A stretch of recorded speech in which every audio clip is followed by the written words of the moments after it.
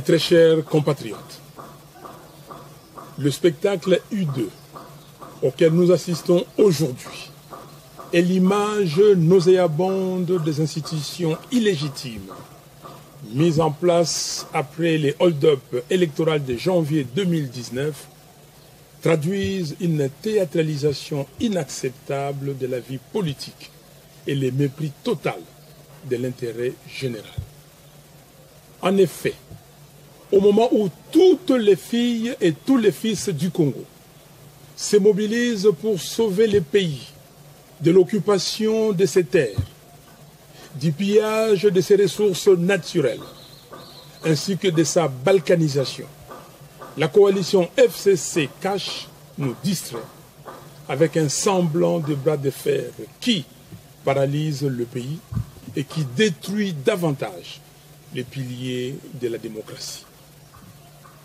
Leur stratégie consiste à donner l'impression qu'ils sont en conflit, alors qu'en réalité, ils entretiennent la diversion pour contourner le vrai problème qui se pose au pays.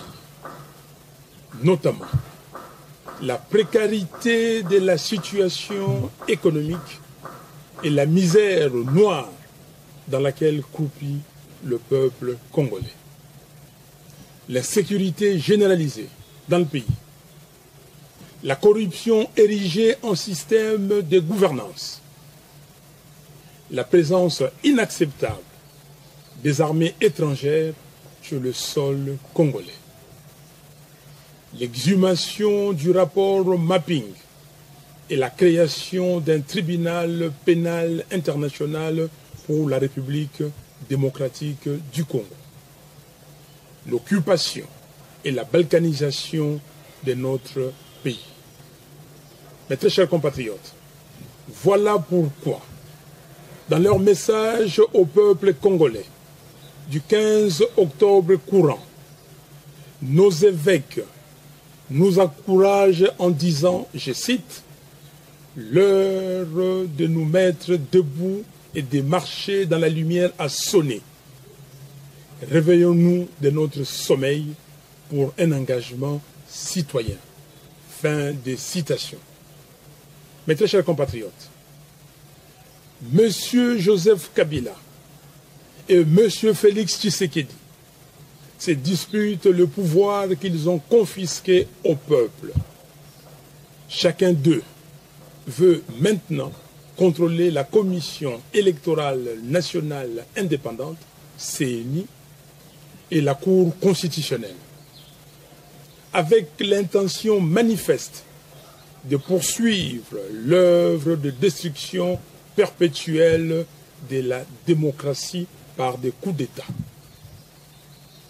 La Commission électorale nationale indépendante, CENI, et la Cour constitutionnelle doivent être réellement indépendantes et libérées de l'emprise de quelque faction politique que ce soit.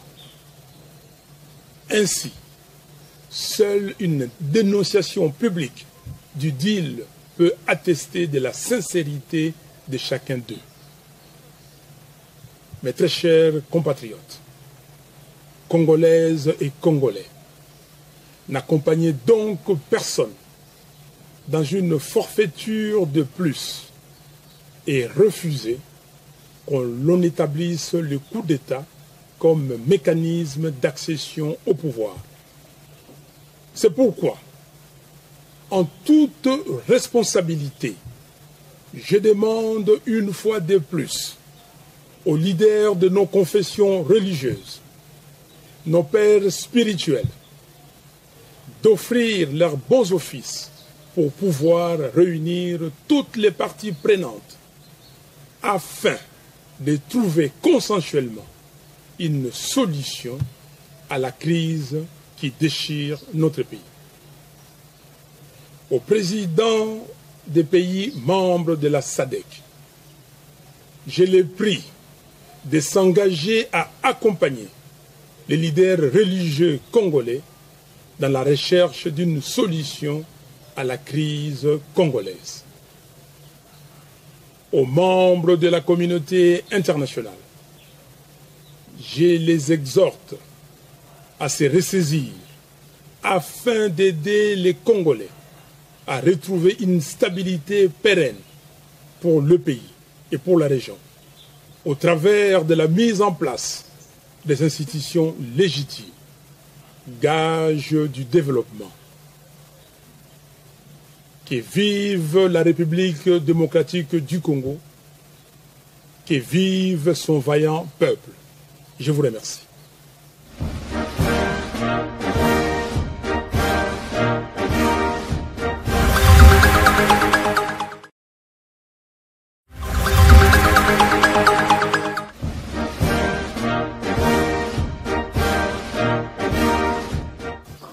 Mes très chers compatriotes, le spectacle U2 auquel nous assistons aujourd'hui est l'image nauséabonde des institutions illégitimes mises en place après les hold-up électoraux de janvier 2019 traduisent une théâtralisation inacceptable de la vie politique et le mépris total de l'intérêt général.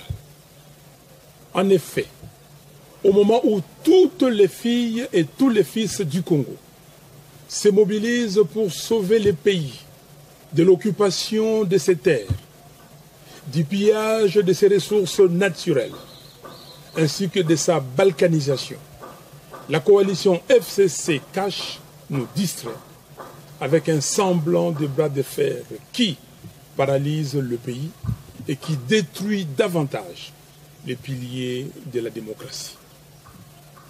Leur stratégie consiste à donner l'impression qu'ils sont en conflit, alors qu'en réalité, ils entretiennent la diversion pour contourner le vrai problème qui se pose au pays. Notamment, la précarité de la situation économique et la misère noire dans laquelle croupit le peuple congolais. L'insécurité généralisée dans le pays, la corruption érigée en système de gouvernance, la présence inacceptable des armées étrangères sur le sol congolais, l'exhumation du rapport mapping et la création d'un tribunal pénal international pour la République démocratique du Congo, l'occupation et la balkanisation de notre pays. Mes très chers compatriotes, voilà pourquoi, dans leur message au peuple congolais du 15 octobre courant, nos évêques nous encouragent en disant, je cite, « L'heure de nous mettre debout et de marcher dans la lumière a sonné. Réveillons-nous de notre sommeil pour un engagement citoyen. » Fin de citation. Mes très chers compatriotes, Monsieur Joseph Kabila et Monsieur Félix Tshisekedi se disputent le pouvoir qu'ils ont confisqué au peuple. Chacun d'eux veut maintenant contrôler la Commission électorale nationale indépendante, CENI, et la Cour constitutionnelle, avec l'intention manifeste de poursuivre l'œuvre de destruction perpétuelle de la démocratie par des coups d'État. La Commission électorale nationale indépendante, CENI, et la Cour constitutionnelle doivent être réellement indépendantes et libérées de l'emprise de quelque faction politique que ce soit. Ainsi, seule une dénonciation publique du deal peut attester de la sincérité de chacun d'eux. Mes très chers compatriotes, Congolaises et Congolais, n'accompagnez donc personne dans une forfaiture de plus et refusez qu'on établisse le coup d'État comme mécanisme d'accession au pouvoir. C'est pourquoi, en toute responsabilité, je demande une fois de plus aux leaders de nos confessions religieuses, nos pères spirituels, d'offrir leurs bons offices pour pouvoir réunir toutes les parties prenantes afin de trouver consensuellement une solution à la crise qui déchire notre pays. Au président des pays membres de la SADC, je les prie de s'engager à accompagner les leaders religieux congolais dans la recherche d'une solution à la crise congolaise. Aux membres de la communauté internationale, je les exhorte à se ressaisir afin d'aider les Congolais à retrouver une stabilité pérenne pour le pays et pour la région, au travers de la mise en place des institutions légitimes, gage du développement. Que vive la République démocratique du Congo, que vive son vaillant peuple. Je vous remercie.